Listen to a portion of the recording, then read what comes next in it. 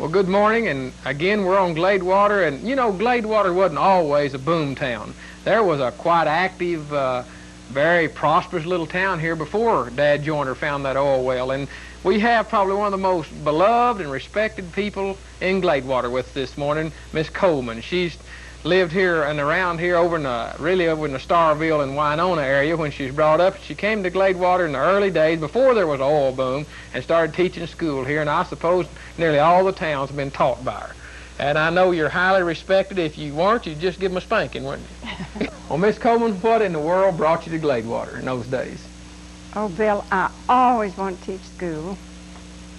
I came to Gladewater to get a teacher's position.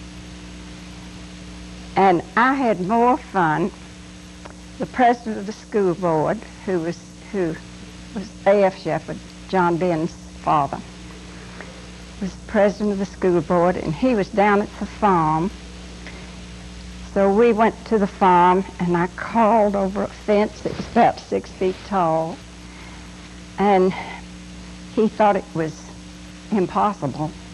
So that night at the board meeting, and after the board meeting, he said, if Miss Allen can teach school like she can climb a fence, I recommend that we elect her as one of our teachers for this coming season.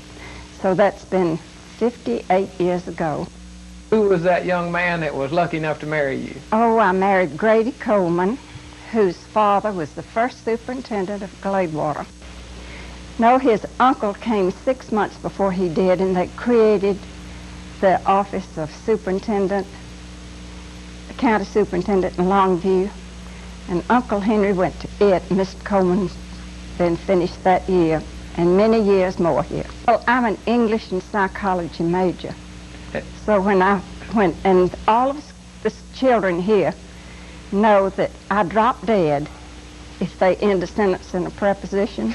Okay. Especially if they say, where is it at?